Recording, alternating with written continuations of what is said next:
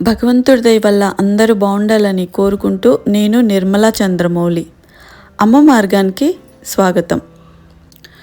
మనం టెంపుల్కి మార్నింగ్ సుప్రభాత సేవకు వస్తేనే చాలా బాగుంటుంది కదండి. మనం కొంచెం లేట్ అయినా సరే మనపై సూర్యభగవానుడు ఆగ్రహం చూపిస్తున్నాడండి. విపరీతంగా కోపం వచ్చేస్తుంది ఆయనకి. అంటే ఏంటండి, విపరీతమైన ఎండ.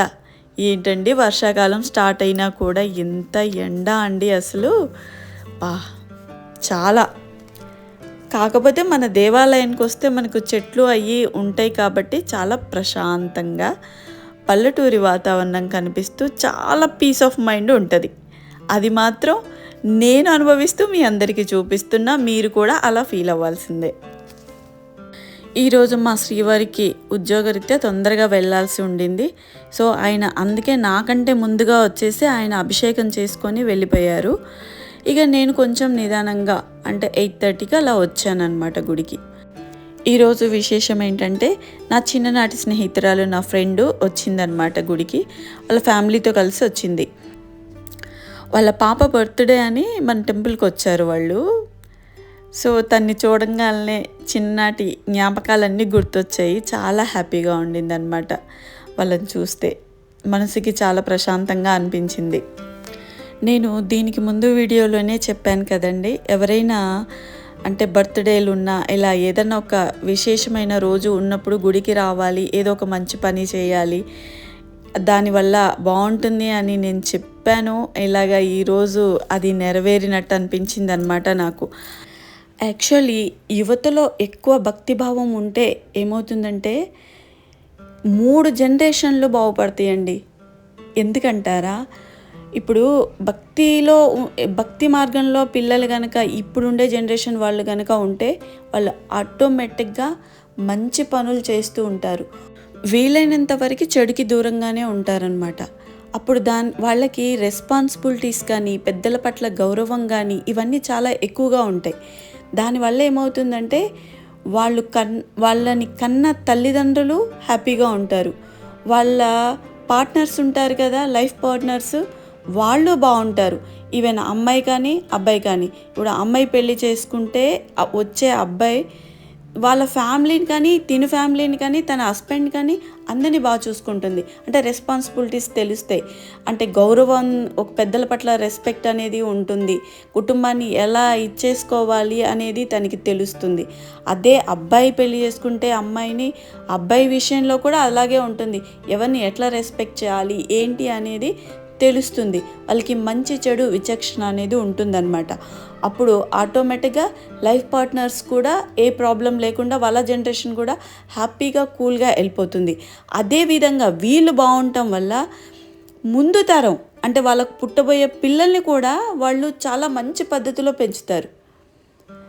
దానివల్ల 3 జనరేషన్లు అంటే సమాజంలో ఒక్కటే జనరేషన్ కాకుండా 3 తరాలు బాగుపడతాయి.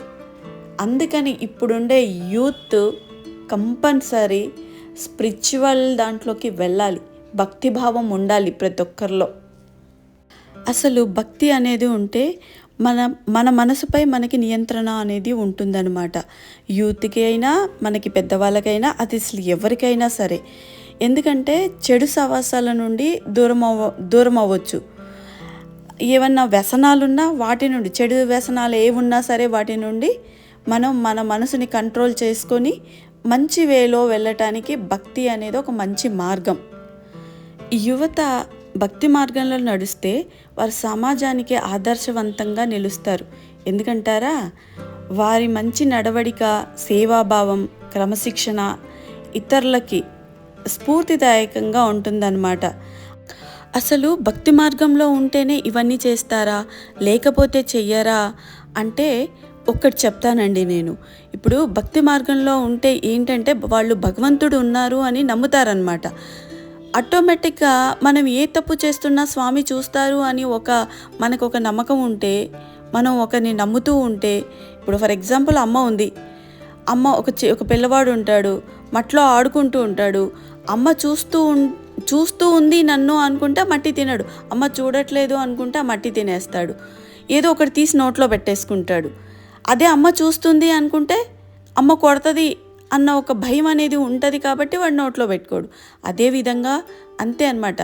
ఓకే, మనం అన్నీ మంచిగానే చేస్తున్నాము, అంత బాగుంది, బట్ మనం మనుషులం కదండి. ఏదో ఒక టైంలో ఏదో ఒక తప్పు మనకు తెలియకుండానే మనం చేయొచ్చు. ఆ తప్పు చేసేటప్పుడే భగవంతుడు ఉన్నాడు అని మనం నమ్మితే, మనం భక్తి మార్గంలో వెళ్తే మన కాన్షియస్ మనకు ఉంటుంది అనమాట. ఓహో, నేను ఇప్పుడు తప్పు చేస్తున్నాను, తప్పు చెయ్యొద్దు, మనం మంచి మార్గంలో వెళ్ళాలి అని మనల్ని మనం సిట్రేట్ చేసుకుంటాం. అంతే కదా. ఎగ్జాక్ట్లీ ఇక్కడ యూత్ కూడా అంతే. అది యూత్లో ప్రత్యేకంగా ఉండటం వల్ల అది జనరేషన్లు బాగుపడిపోతాయి అన్నమాట. సమాజం అంతా కూడా బాగుపడుతుంది. వీళ్ళు కొంతమందిని తయారు చేస్తారు ఇట్లా ఒక మంచి మార్గంలో ఉండటానికి. ఇంకో విషయము, ఇలా భక్తి మార్గంలో ఉండటం వల్ల ఎలాంటి కష్టాన్నైనా సరే ఎదుర్కొనే ధైర్యం వచ్చేస్తుందన్నమాట. చిన్న చిన్న ప్రాబ్లమ్స్కే డిప్రెషన్లోకి వెళ్ళిపోరు. సంతోషంగా ధైర్యాన్ని తెచ్చుకొని ఏ ప్రాబ్లమ్ని ఎట్లా సాల్వ్ చేసుకోవాలి అనే ఒక ధైర్యం అనేది వచ్చేస్తుంది. అంతే కదండి. మీరేమంటారు? మీ అభిప్రాయాల్ని నాకు కామెంట్ రూపంలో చెప్పండి. అంతే కదా. యువతలో భక్తి పెరిగిందంటే ఆటోమేటిక్గా కుటుంబం ఆనందంగా ఉంటుంది, సమాజం కూడా ఆదర్శవంతంగా ఉంటుంది. అందరూ బాగుంటే, యూత్ అంతా బాగుంటే మన దేశం అభివృద్ధి చెందుతుంది. అంతే కదా. మనం మన దేశానికి, మన ప్రపంచానికి ఒక మంచి యూత్ని ఇవ్వటానికి, తయారు చేయటానికి మనమంతా కూడా ప్రయత్నం చేద్దాం. ఓకేనా అండి? అందరూ ఆయురారోగ్యాలతో, సుఖ సంతోషాలతో ధర్మబద్ధమైన జీవితాన్ని గడపాలని మనస్ఫూర్తిగా కోరుకుంటున్నాము. ఓకే అండి, ఇవాళటికి ఈ వీడియో ఇంతేనండి. మరొక మంచి వీడియోలో మళ్ళీ కలుద్దాం. ఓం నమ శివాయ. ఓం నమ శివాయ. హర హర మహాదేవ. శంభో శంకర. సర్వజనో సుఖినో భవంతు.